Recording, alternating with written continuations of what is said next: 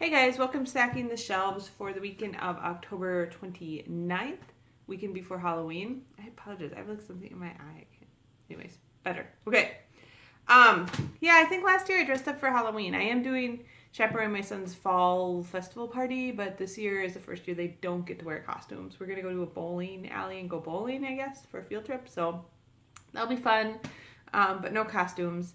I am going to dress up as the TARDIS from Doctor Who this year. I got a dress that I wore to Gen Con and stuff, and so I am going to be dressing up as that on Halloween.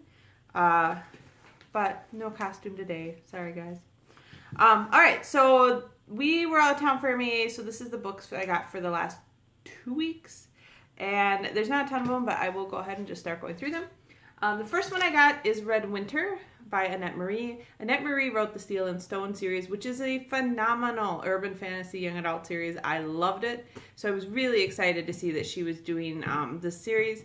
I have already read this book. It has a very like Japanese mythology feel to it, like traditional Japanese. There's like a lot of talk about supernatural Japanese creatures from Japanese mythology, stuff like that. But it is set in modern day world. It's interesting though because the main character is kind of unique in that she spends most of her life in these Japanese temples, so she's very removed from the modern day world.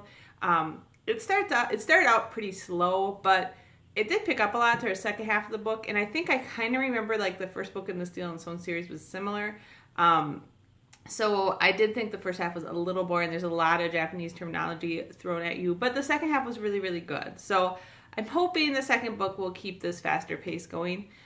If you did like her Steel and Stone series, I would recommend it. If you're interested in like Japanese mythology and like young adult urban fantasy, I would also recommend it. So beautiful cover on this one. They did a really good job on it. So that actually came out this last Tuesday, I believe. So you can pick it up now if you want. Okay, so I did buy 3 books while we were up north hiking. There's a Barnes & Noble up there that we always stop by. So I got the next 2 Attack on Titans, 11 and 12. So, of course, this is kind of like a post-apocalyptic science fiction manga that also has some elements of fantasy in it, about humans that are surviving behind a wall and trying to survive from these giant titan creatures that come and like break down the wall and try to eat them all. So this has been a very good series, and I'm excited to get the next 2 books in it. Then the third one I bought at Barnes & Noble is Saga, Volume 3. I have really been enjoying the science fiction graphic novel series. It is very adult. It's not for teenagers or kids. Even the back of this cover is not for teenagers or kids. I mean, you know, so I kind of have to check because, like, so I think the last cover, the guy was all like covered in blood, and this back one is pretty suggestive, we'll say. So, anyways, yeah, I've been enjoying these, and I'm looking forward to reading that. Then I did get a few audiobooks. I have been having to drive out to the manufacturing plant that I have to drive out to for work, and it's like a 2-hour drive out there and a 2-hour drive back. So I've been going through audiobooks pretty fast, so I got a few more through Audible. And the first one I got is Fourth Grave Beneath My Feet. This is the 4th book in the Charlie Davison series by Dorinda Jones. This is a very funny and humorous, like, urban fantasy series. I've been enjoying it a lot. There is a little bit of, like, romance in there, but I think it tends a little bit more towards the urban fantasy of the spectrum because there's more action and more, like, mystery solving, investigation, that kind of stuff. So, yeah. That's the first one I got. The second one I got is Velveteen versus the Multiverse by Shauna McGuire. This is a series that originally Shauna McGuire did like an installments on her blog, and then they published them as 3 books, although a lot of people are saying the 3rd book is really bad and should have never been done. So the first 2 books are on Audible, and I went ahead and got this. It's like about a woman who has superhero powers and like has been trying to not get sucked into the corporate superhero world her whole life. So while it's about superhero powers and it's kind of science fiction-y a little bit, it's more about this lady just trying to like make her life work while dealing with all the superhero stuff. So I really like the first one. It's very funny and cute and like heartfelt, and so I hope I'll like this one too. The third audiobook I got is Frost Like Night by Sarah Rosh. I know I got this from the library a couple weeks ago. I did not end up having time to read it, so I went ahead and got the audiobook because I really wanted to finish the series, and I did finish the audiobook yesterday. I'm going to say, like, I don't think I like this one quite as much as the first two, but it wraps everything up pretty nicely. And I think part of it was the audiobook, like the lady who read they had three narrators, one for each point of view, which was great. But the lady who read Mara was like super dramatic when she talked, and everything was just like the end of the world. And that kind of bothered me a little bit, so it probably affected some about how I felt about this book. But anyways, they tied up the series nicely, you know, whatever. I don't think there were a lot of huge surprises, and it was good. And then the last audio book I got from Audible is Crooked Kingdom by Leigh Bardugo. And I probably say all these people's names wrong. Anyways, yeah, so this is the second book in the Six of Crows duology.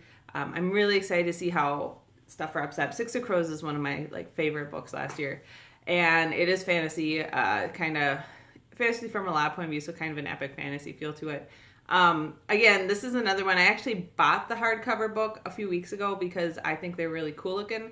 But my husband actually listened to the first one on audiobook, and so I went ahead and got the audiobook as well, and I just figured I'm probably going to have more time to actually read this if I had listened to it on audiobook right now, because I just haven't had as much time to read lately, just a lot of time to drive places. So yeah, so that's what I got.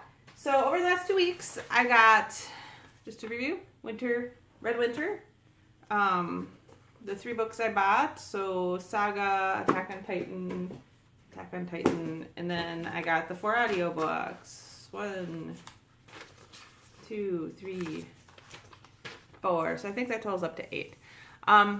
Yeah, this is a longer video. I apologize. I got more stuff than normal, and I'm talking more than normal. But yeah, it's Halloween Monday, so I hope everybody has a great Halloween. I hope you got some great books this week, and that you have a good week of reading ahead of you. I will probably not be doing a post next week again because we are going to be going to Gamehole Con, which is something we wanted to try. We go to Gen Con every year, and it's getting really big and really, really crowded and really hard to find housing and stuff like that. It takes place in Indianapolis. Gamehole Con is a lot closer. It takes place in Madison, Wisconsin. And it's a lot smaller, but we wanted to try it for a couple reasons. I don't know. If you don't want to hear about gaming conventions, just like shut the video. But for a couple reasons. One reason is my son is 9 years old, and at Gen Con, he can't do the True Dungeon, and he can't do a lot of the Pathfinder Society campaigns because they require you to be 13 years or older. My son is fairly mature, especially about gaming, because he's been doing a lot of like Dungeons and Dragons, Pathfinder stuff and all that since he was pretty young. So Gamehole Con, the guy who created it is trying to make it like more friendly towards kids. And so they do allow you to do True Dungeon if you're older than 8, and they allow you to do Pathfinders if you're older than 8. So he's 9, so it's perfect. So we wanted to go try it, and we do know it's smaller, but we're just curious to see how it goes. And I know a lot of our friends that go to Gen Con like either live in Indiana or they are like, that's a tradition for them. But I really wanted to try something new, and maybe if it's really good and it works out really well, talk some of them into doing this smaller thing, because it's not as much driving and it's cheaper hotels and it's just smaller, and you can actually get in and do stuff rather than just like end up on wait lists and not get what you want and be scrambling. So I'm excited for that. Other than that, we started hockey season, which, yeah, my son moved up to Squirts this year, so it's been really busy. He's had practice pretty much every night, and they have tournaments they're doing, and they have this like dryland acceleration camp they're doing, and it's been very, very, very busy. So with me doing all this traveling for work during the day and then trying to get home and get dinner ready, and we're trying to get hockey and karate and all, it's been a very chaotic month so far. So yeah, that's what I'm doing. I hope you guys are having fun and that you're enjoying the fall season, which is my favorite season. We might get snow soon because it's been getting pretty cold at night, but we're kind of hoping we can hold off until November at least, which we should be able to do because that's next week, right?